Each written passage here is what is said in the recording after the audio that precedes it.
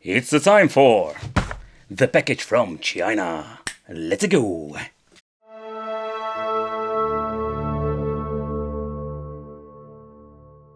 Hey, welcome back to the channel. It's awesome that you're tuning in, because in this video we are going to take a close look at one of my favorite brands from China. It's Powkiddy. So when it comes to Powkiddy, it's absolutely a hit or miss. Sometimes you're going to get something amazing, and sometimes you're going to get yourself something that is absolutely crap, like really bad. So we're going to get the Type-C connection cable and of course the toilet paper manual, because this is actually the only thing that we're going to get. Yeah, like how bad is that? So they didn't even add a normal instruction manual. So let's get this thing out, and the first thing I really love about it, that it comes with a sort of like PlayStation Go vibe. We cannot slide it out like the original PlayStation Portable, but the overall design is not bad at all. So the first impression is also quite positive. It comes with a very nice D-pad, and I really love when I go to put it over here, because I'm a D-pad gamer and I love to play most of the time with the D-pad.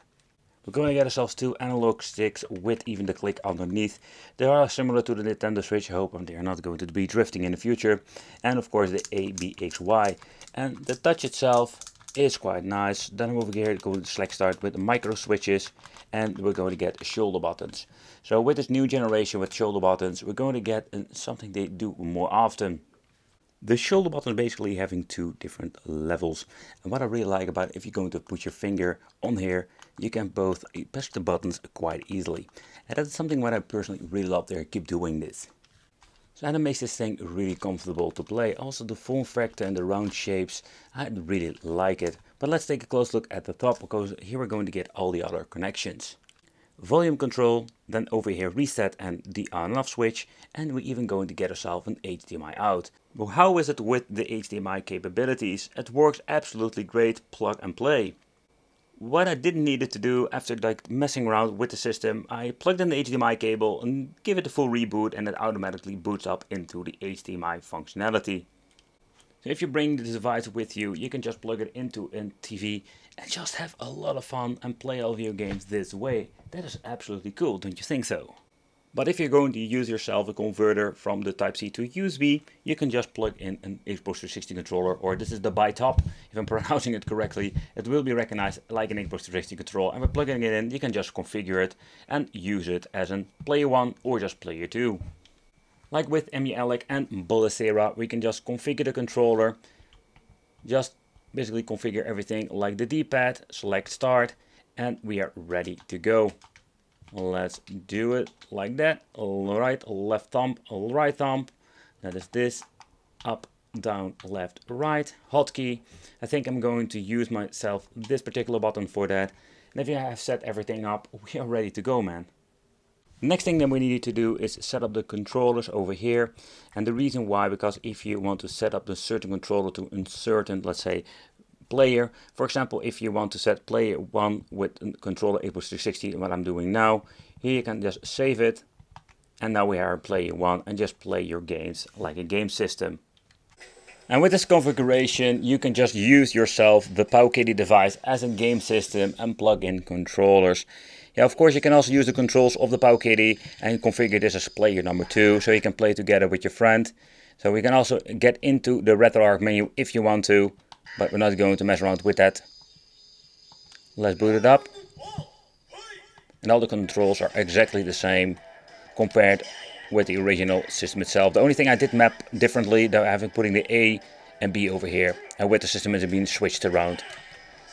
So you can basically the thing can function like a game system. And then at the bottom we're going to get all the other things. For example, when we do speakers, and they sound quite nice.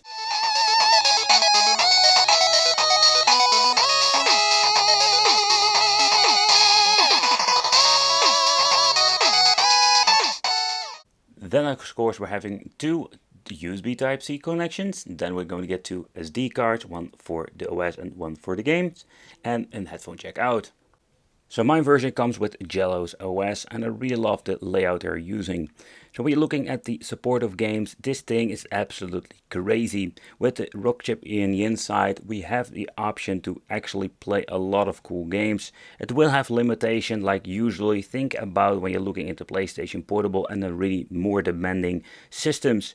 But there is seriously like thousands of games that you can actually like play with in a device like this. Another key feature of this thing is the display they are using. It's absolutely beautiful. So when you're looking at the bezel, I wish they just didn't put this RK2023 at the front of here. Just make it one beautiful bezel, or make it this way that the display is even a little bit bigger, so we're going to get a super slim bezel. But nevertheless, beside all of those things, I really like it. And yep, that is something they need to do every single time with a device. They give you like a best display and gaming overall experience. Let's get into some extra nostalgia vibe for myself with Tekken 2. This is, by the way, one of those games I actually played a lot back in the day. And in combination with this display, it looks so beautiful and vibrant. The games will run just native resolution. For me, it's more than enough. Let's see how they map the buttons. And I really hate lie. Okay, they configured correctly, so that's great.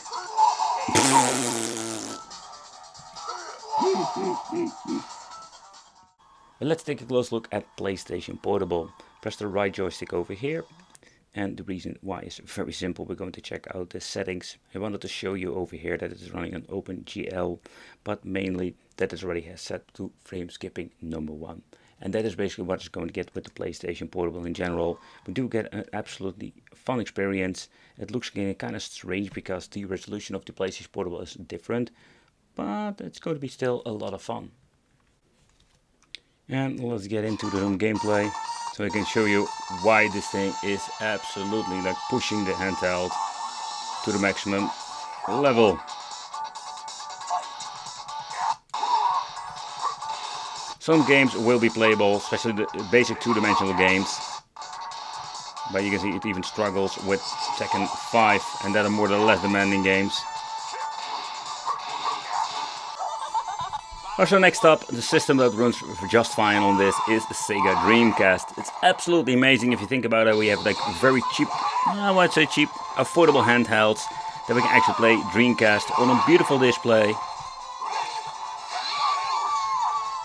Having some good audio has an awesome gameplay. But by pressing both joysticks at the same time, we're going to get ourselves in the RetroArch menu. And here we can even make a quick load and quick save if you want to mess around with the controls.